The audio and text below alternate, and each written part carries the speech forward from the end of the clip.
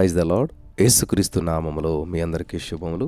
ఈరోజు మనం ధ్యానం చేసుకోబోతున్నటువంటి అంశము మానసిక ఒత్తిడిని జయించడానికి పరిశుద్ధాత్మ నడిపింపు.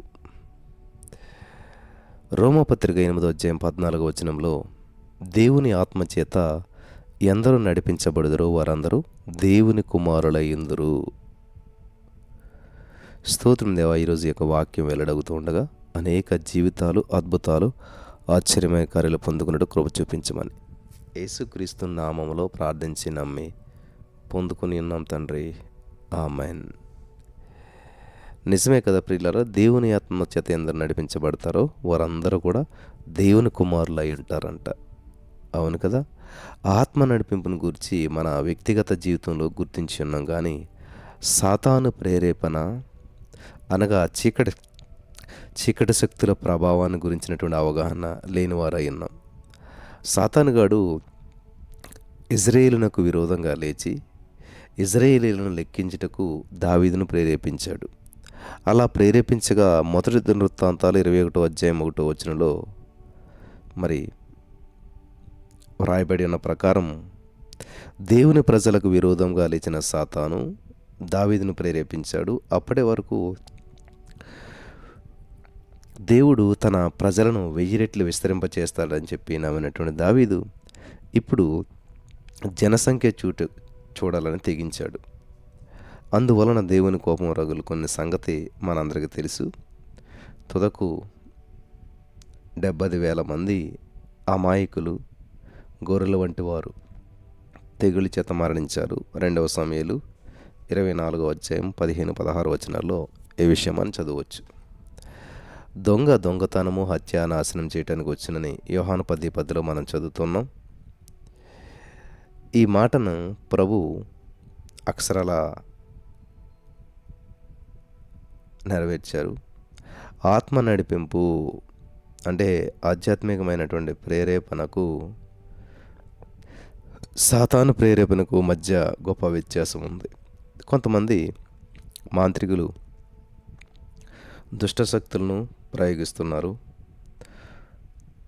తప్పుడు ప్రేరేపణను పుట్టించి ఆత్మహత్యలోనికి నడిపిస్తూ ఉన్నారు. దొంగిలించుట, నాశనం చేయుట, ప్రాణహాని తలపెట్టుట సాతానుగాడి యొక్క ప్రత్యేకమైనటువంటివి కార్యక్రమాలు అవి. కొంతమంది అనుభవించేటువంటి ఆర్థిక ఇబ్బందులు, కుదిరిన రోగాలు వెనక అంధకార శక్తుల ప్రయోగం ఉంటుంటుంది. కొన్ని కుటుంబాల్లో శాంతి సమాధానాలు ఉండవు. అటువంటి స్థితిగతుల వెనకాల సాతాను హస్తం ఖచ్చితంగా ఉండొచ్చు. దైవ ప్రేరేపణ అనేటువంటిది దేవుడు తన బిడ్డలకు దయచేసేటువంటి గొప్ప ధన్యత. మనం ప్రాణాత్మ శరీరాలు కలిగి ఉన్నాము. ఆత్మ ప్రేరేపణ మన ప్రాణాత్మలోనే కలుగుతుంది. అది మనసాక్షి యొక్క కేంద్రం. ఆత్మస్వరూపి అయినటువంటి దేవునితో సహవాసం చేసేటువంటి స్థలం. మారు మనసు, నీటి బాప్తిసం వెంబడి పరిశుద్ధాత్మ వరం పొందుకొని ఉన్నాం. అపోస్తల కార్యాలు 2:38లో ఆత్మతో నింపబడిన వారిని ఆత్మస్వరూపైనటువంటి ప్రభువు నడిపిస్తూ ఉన్నాడు. ప్రభువే ఆత్మ. 2 కొరింథీ 3:17 ప్రకారం వారికి తన చిత్తమును బయలుపరుస్తూ ఉన్నాడు. పరిశుద్ధాత్మ దేవుడు వారికి ఆలోచనకర్తగా ఉండి పరిశుద్ధ మార్గంలోనికి నడిపిస్తూ ఉన్నాడు. వారిలో అపవిత్రాత్మకు చోటు లేదు, కానీ వారి శరీరము వెలుపల అపవాది సమూహము. అపవిత్రాత్మలో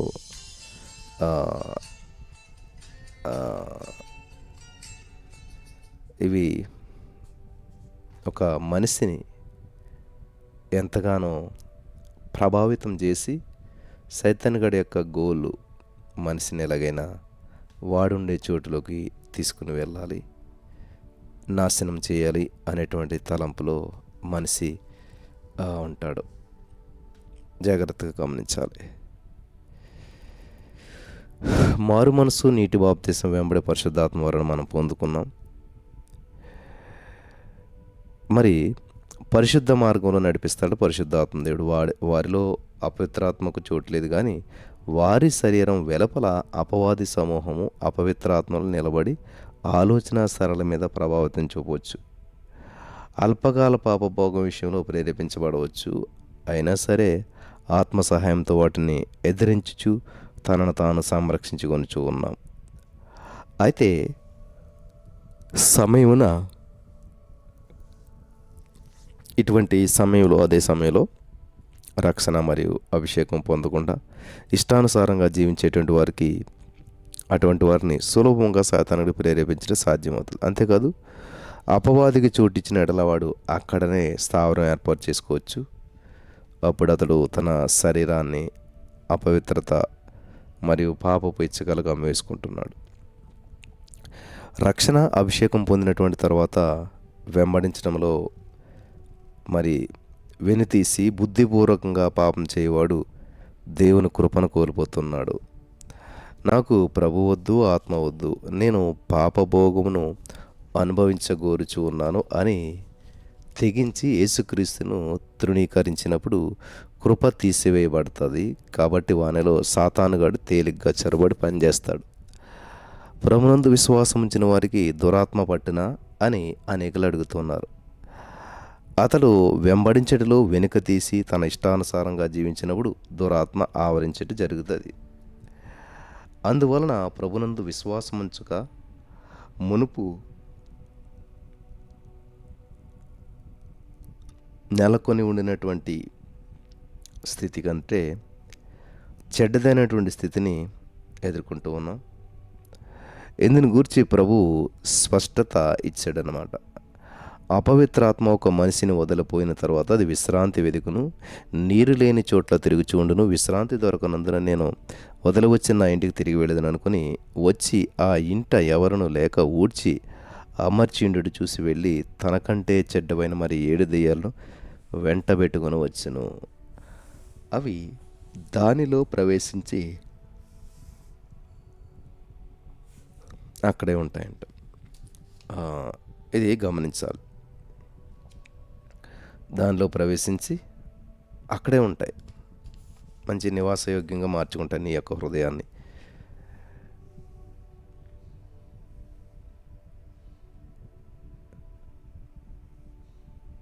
హల్లెలూయా.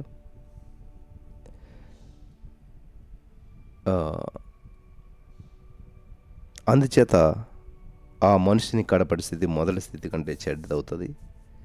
అలాగే ఈ దుష్టతరం వారికి సంభవించును అని మత్తయి సువార్త 12:43-45 మనం చదువుకున్నాం.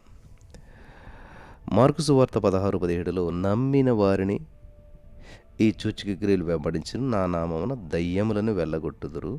కాబట్టి దయ్యాలను అపవిత్రాత్మను వెళ్ళగొట్టట కష్టతరము కాదు. ఆనాడు పుతూన్ అనేటువంటి దయ్యాన్ని పట్టినటువంటి చిన్నదాన్ని పౌలు గద్దించాడు. అపోస్తలుల కార్యాలు 16:18 నీవు ఈమెను వదిలిపొమ్మని యేసుక్రీస్తు నామమున ఆజ్ఞాపించుచున్నాను అనగా అది ఆమెను వదిలిపోయెను. అపోస్తలుల కార్యాలు 16:18 వదిలి వెళ్ళిన దెయ్యము తనకంటే చెడ్డమైన మరో 7 దెయ్యాలను వెంటబెట్టుకుని వచ్చుటను గురించినటువంటి ప్రభువు మాట నిజం కాబట్టి దురాత్మ వెళ్ళినందున ఏర్పడినటువంటి ఖాళీని క్రీస్తు ఆత్మతో నింపాలి. అంతేకాదు అప్పటి నుండి కూడా ఆత్మను దుఃఖపరచకూడదు, ఆర్పకూడదు, శాయశక్తుల కొలది ప్రయత్నించాలి.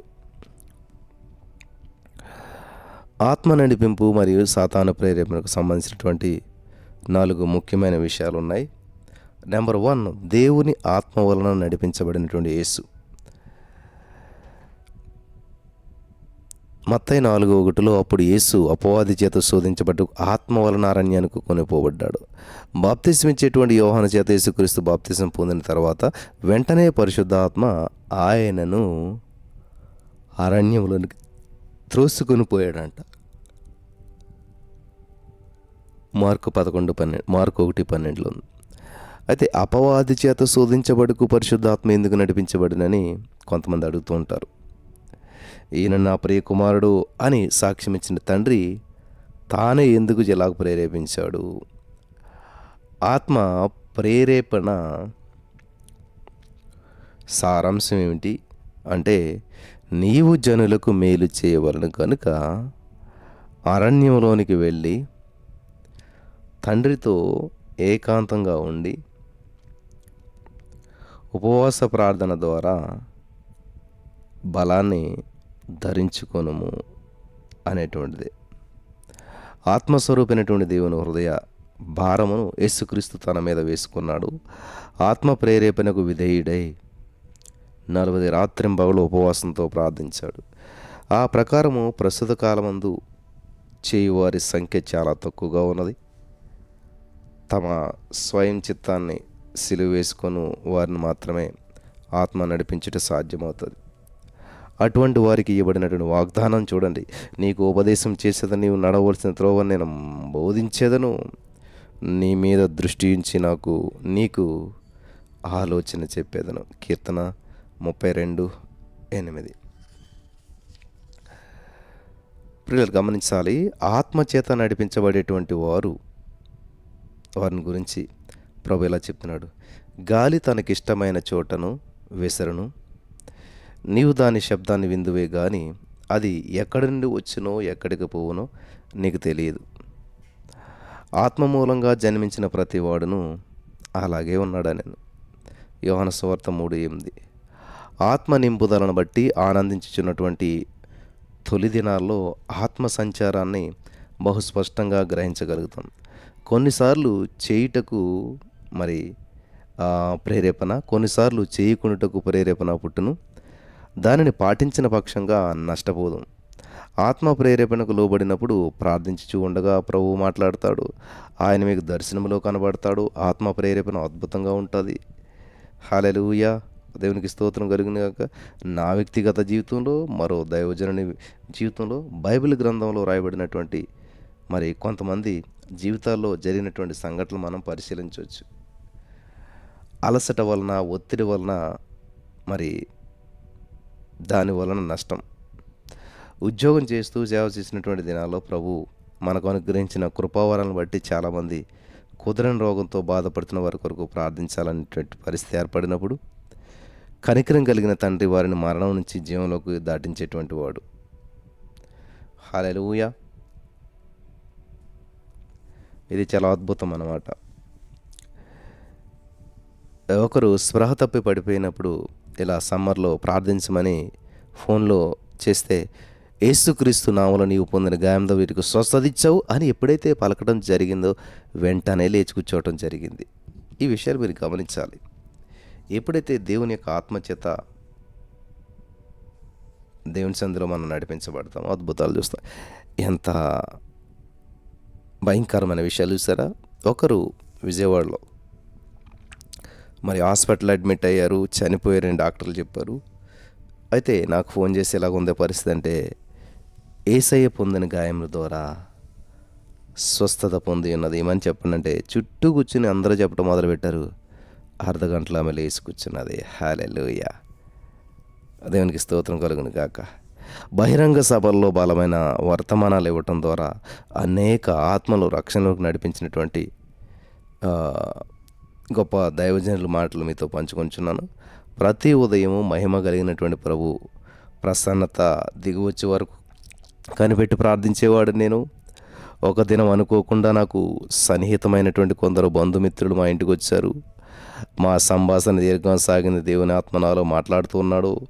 ఆ రోజు సాయంకాలము జరగనైనటువంటి మహాసభలో నేను ప్రసంగించడానికి గురించి జ్ఞాపకం చేశాడు. అయితే నేను అశ్రద్ధ చేశాను. దాని ఫలితం ఎంతో విచారకరం. సభలో బలంగా ప్రసంగించుటకు కృషి చేశాను, కానీ ఆత్మ కదలిక ఎంత మాత్రం లేకపోయాను.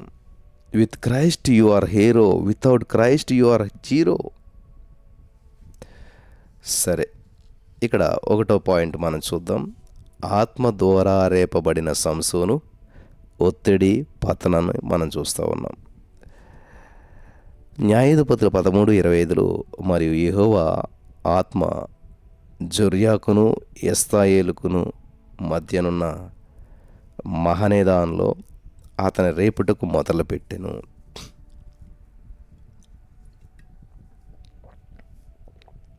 ఆత్మ ద్వారా రేపబడిన సంసోను గురించి మనం చూస్తున్నాం. సంసోను దెలీలా చరిత్ర మనందరికీ తెలుసు. ప్రకృతికి మించినటువంటి సంసోను బలం యొక్క రహస్యాన్ని అతడు చెప్పడానికి నిరాకరించాడు. అయినా సరే ఆమె అనుదినము మాటల చేత అతనిని బాధించి తొందరపెట్టుచున్నందున అతడు ప్రాణము విసికి చావగోరాడు. వింటున్నారా? ఇంకెందుకు వచ్చిందిలే అని ప్రాణం విసుగొచ్చేసేసి చచ్చిపోవాలని చెప్పి అనుకున్నాడంటండి ఆయన. ఆ, జీవితాన్ని ముగించేద్దాం, ఇంకా మన వల్ల కాదు అని చెప్పి అనుకున్నాడు. న్యాయాధిపతులు 16:16 ఒత్తిడికి లోనైన సంసోను జడలో క్షవరం చేయుచుండగా అతడు బంధించబడ్డాడు. ఆత్మచేత నడిపించబడినటువంటి మాట్లాడిన కొన్ని సందర్భాలు మనం చూద్దాం.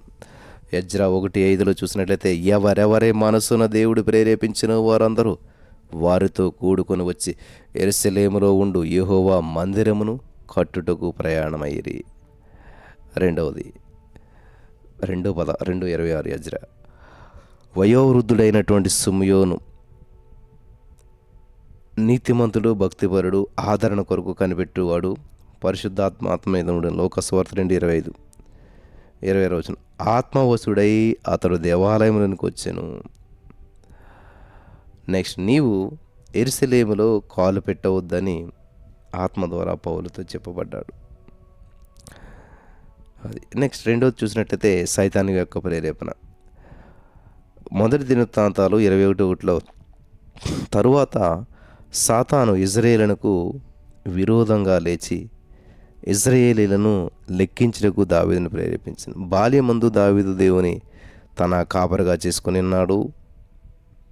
దేవుడు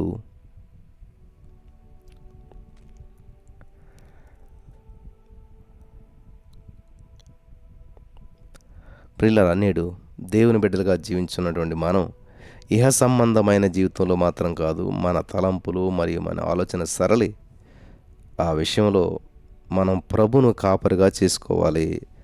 చాలామంది యొక్క మనసు అదుపు తప్పుట, హద్దు మీరుట చాలా బాధాకరం. మా యుద్ధోపకరణములు భూ సంబంధమైనవి కావు, కానీ దేవుని ఎడల దుర్గములను పాడజ్రోయి జాలి కలిగినంత బలము గలవై ఉన్నవి. మేము వితర్కములను, దేవుని గూర్చిన జ్ఞానమును అడ్డగించు ప్రతి ఆటంకమును పడద్రోసి ప్రతి ఆలోచనను క్రీస్తుకు లోబడినట్లు చెరపట్టి ఉన్నాము. ఆమేన్. జాగ్రత్తగా గమనించాలి ప్రియులారా. 2 కొరింథీ 10:4-5 ఇది అపోస్తలుడైన పౌలు జీవిత అనుభవం. హల్లెలూయా. ఆత్మ ద్వారా మనకు దయచేయబడుచున్నటువంటి 9 ఆత్మవరాల్లో ఆత్మ వివేచన వరం కూడా ఉంది. జాగ్రత్తగా గమనించాలి.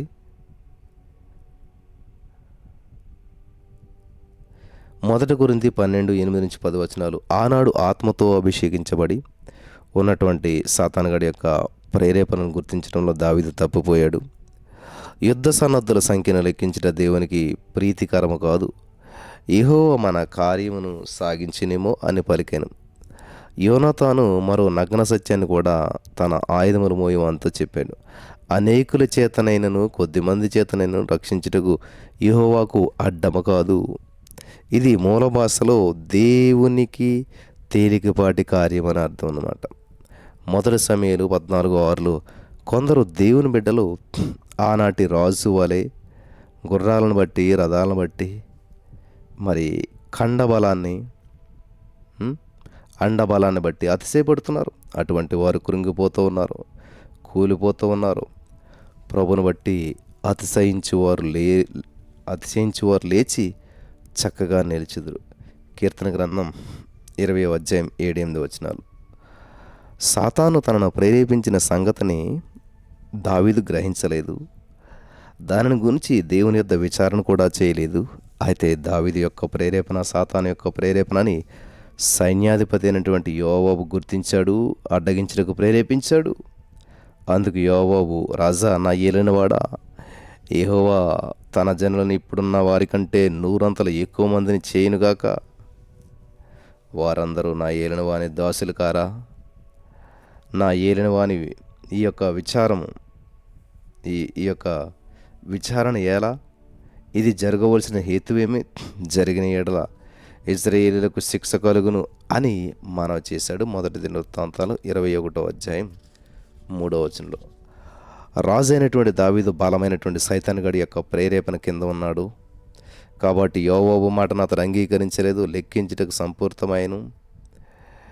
దేవుడు బాధ పెట్టుట ప్రారంభమాయను. ఇశ్రాయేలీయులందరిలో కత్తిదూయువారు 11 లక్షల మంది ఉండగా 11 లక్షల మంది. మరి యూదావారిలో ఈ యొక్క కార్యాన్ని మనం చూస్తూ ఉన్నాం. పరిశుద్ధాత్మ దేవుడు మనతో మాట్లాడుతున్నప్పుడు దేవుని నుంచి వచ్చే మాట మన జీవితాన్ని మార్చేస్తుంది అన్నమాట. కాబట్టి ఇశ్రాయేలీయులందరిలో కూడా కత్తిదూయువారు 11 లక్షల మంది, యూదావారిలో కత్తిదూయువారు 4,75,000 మంది సంఖ్యకు వచ్చారు. ఈ కార్యము దేవుని దృష్టికి ప్రతికూలమగటం చేత ఆయన ఇశ్రాయేలును బాధపెట్టిన. మొదటి దినవృత్తాంతాలు 21:5-6. తదుపరి జరిగిన సంఘటనలు మనకు తెలుసు. వాటిని గురించి ఇంతకుముందే మనం ధ్యానించాం. యెహోవా ఇశ్రాయేలీయుల మీదకి తెగులు పంపగా ఇశ్రాయేలీయులలో 70,000 మంది చచ్చిపోయారు. 1 దినవృత్తాంతాలు 21:4. సాతాను యొక్క ప్రేరేపణకు దావీదు లోబడడం వలన ఎంత విపరీతం జరిగిందో చూడాలి మీరు. ఇశ్రాయేలీయులలో 70,000 మంది చనిపోయారు. నేడు కూడా సాతానుగాడే యువతీ యువకులను, వృద్ధులను, వయోవృద్ధులను తప్పుడు తీర్మానాలు చేసేటువంటి నిమిత్తం వాడు ప్రేరేపిస్తూ ఉన్నాడు. అందువలన అనేకులు ప్రభు చిత్తానికి సమర్పించుకోవట్లేదు. ప్రభు సంకల్పం చెప్పున నడవకుండా సాతానుగాడు ప్రేరేపణ బట్టి తమ కుమారులకు జీవిత భాగస్వామిని ఎంపిక చేస్తూ ఉన్నారు. ధనము, బంగారం, ఆస్తిపాస్తులు ప్రథమ స్థానం ఇస్తూ ఉన్నారు. తుదకు బోనులో చిక్కుకున్నటువంటి ఎలక పరిస్థితి ఎదుర్కొంటూ ఉన్నారు. సాతాను వారిని చూసి పరిహసిస్తూ ఉన్నాడు. పట్టణం పట్టుకుని వానికంటే తన మనస్సును స్వాధీనపరుచుకునేవాడు శ్రేష్ఠుడు. సామెతలు 16:32. కాబట్టి మీ కుమారునికి గుణవతి అయిన భార్యను కనుగొనే ప్రయత్నంలో మీ మనసు, ఆలోచన, పరిశీలన చేసుకొని మిమ్మల్ని మీరు కాపాడుకొనటం చాలా మంచిది. సాతానుగాడి యొక్క ప్రేరేపణ ప్రారంభంలో అంతగా కనపడదు, కానీ క్రమక్రమంగా వాడు మీ మనస్సు మీద పూర్తి పట్టును సాధిస్తూ ఉంటాడు. తెలియకుండా వశపరుచుకుంటాడు. సైతానుగాడి యొక్క ప్రేరేపణ గుర్తించినప్పుడు యేసు రక్తమే జయమని చెప్పుచు వారిని ఎదిరించండి. హల్లెలూయా. మీ యొక్క ఆలోచన స్థలాన్ని ఆత్మాభిషేకంతో నింపండి. నూనెతో నా తలంటి ఉన్నాను, నా గిన్నె నిండి పొర్లుచున్నది. కీర్తన 23:5లో మీ శిరస్సును మరి తాకుచున్న అభిషేకము మీ ఆలోచన సరళను ఆవరించునుగాక. యేసు రక్తము మీ నడిమెత్తి మీద ఉంచి అధికారుల వరకు ధారలుగా దిగి మిమ్మల్ని కప్పును కాపాడునుగాక. ఆమేన్. సాతానుగాడు మిమ్మల్ని ప్రేరేపించినప్పుడు రక్షణ అనేటువంటి శిరస్రాణము, దేవుని యొక్క వాక్యమును, ఆత్మకడ్డును ధరించుకోవాలి. ఎఫెసీ 6:17లో. మానవుని జీవితంలో ప్రధానమైన పాత్ర వహించేటువంటిది మెదడు. అది కపాలములో పురులో భద్రపరచబడినది. కాబట్టి అపవాది పుట్టించు తలంపులు మెదడులోనికి చొరబడకుండా నిమిత్తం రక్షణ అను శిరస్రాను నువ్వు హెల్మెట్ ధరించుకోవాలి. మీ శిరస్సులోనే మీకు జయము కలుగుతుంది. హల్లెలూయా. చెడ్డ తలంపులు ఎదిరించాలి. యేసుక్రీస్తు శిరస్సు మీద ముళ్ళ కిరీటం పెట్టారు. ఆయన సిలువ వేయబడిన స్థలం పేరు కల్వరి, దాని మారు పేరు కపాలము. లోకా 23:33. అవును, యేసుక్రీస్తు సిలువ వేయబడిన స్థలమందు పుర్రెలు కనబడ్డాయి. మీ శిరస్సులోనికి అపవాది కుయుక్తిగా ప్రవేశపెట్టేటువంటి అసహ్యమైనటువంటి తలంపులను మీరు జయించి నిమిత్తమే యేసుక్రీస్తు ప్రభువారి శిరస్సుపై ముళ్ళ కిరీటం పెట్టబడదు. ముళ్ళు గుచ్చుకుంటూ ఉంటాయి, రక్తం కారుతూ ఉంటుంటాయి. మీరు ఎక్కువగా మరి కల్వరి సిలువ మరణాన్ని, చిందించబడిన యేసు రక్తమును ధ్యానించిన ఎడల సాతాను పుట్టించి ప్రేరేపణను జయిస్తారు. ఏదైనా తోటలో దేవుడు నిషేధించిన పండ్ల వృక్షాన సర్పమును మరి కనులకు అందమైనదిగా చూపించడం ద్వారా హవ్వను ప్రేరేపించాడు. మీరు వాటిని తిని దినం దేవదూతల వలవుతారని మోసపు మాటలు చెప్పాడు. స్త్రీ ఆ వృక్షము ఆహారం మంచిదని చెప్పి, కన్నులకు అందమైనదని చెప్పి, వివేకమునిచ్చు రమ్యమైనదని చెప్పి ఉండేటి చూసినప్పుడు ఆమె దాని ఫలములలో తీసుకొని తనతో పాటు తన భర్తకు ఇచ్చేసింది. అతడు కూడా తినేసాడు. ఆదికాండం 3:6లో. తమ యొక్క ఆలోచన సరలో అపవాది చొరబడడానికి చోటిచ్చినప్పుడు ఆ కారణం చేత ఆదాము అవ్వల పాపం వలన పతనమైపోయారు. కాబట్టి సాతాను ప్రేరేపణ విషయంలో దేవుని బిడ్డలు జాగ్రత్తగా ఉండాలి. మూడవదిగా స్వబుద్ధి వలన వచ్చేటువంటి ప్రేరేపణ. మనసులో మనకి సొంత బుద్ధి, ఇది కూడా ఆలోచన చేస్తూ ఉంటుంటుంది. ప్రభువైన యెహోవా సెలవిచ్చినది ఏమనగా, దర్శనమేమియు కలగకున్నను స్వస్థ బుద్ధిని అనుసరించి అవివేక ప్రవక్తలకు శ్రమ. ఎహెజ్కేలు 13:3. ప్రతి వ్యక్తిలో దేవుడు స్వయం చిత్తం చేయుటకు స్వేచ్ఛను ఇచ్చాడు. అందువలన తమకు ఇష్టమైనటువంటి దానిని వారు ఎన్నుకొనవచ్చు.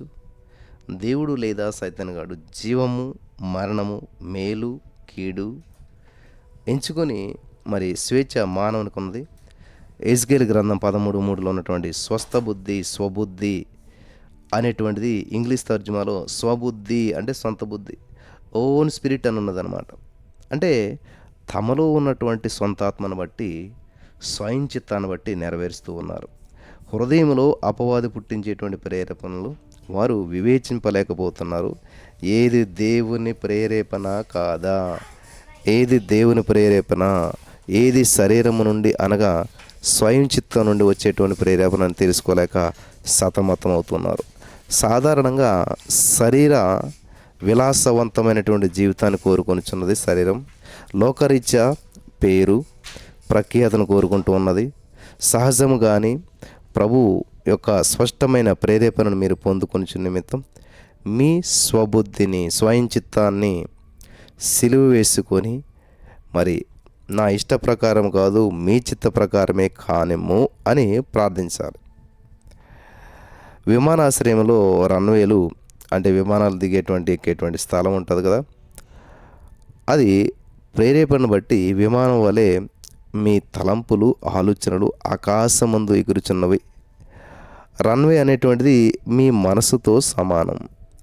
మీరు అనుమతించిన ఎడల విమానం రన్వేలోనే దిగునట్లు మీ మనసులోనికి దిగును.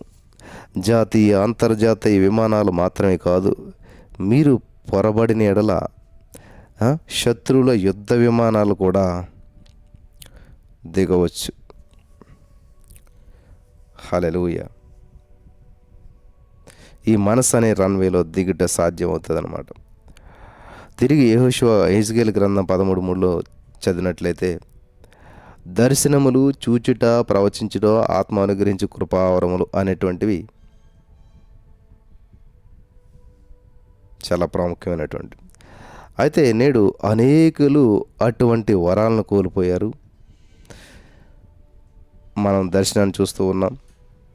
దేవుని స్వరము మన చెవుల్లో వినబడిందని చెప్పి ఊరకయే తమ ఊహలను స్వబుద్ధిని బట్టి చెప్పుట ద్వారా ప్రభు చిత్తం తెలుసుకున్నట వచ్చు వారిని మోసపడుతున్నారు. అలాగా.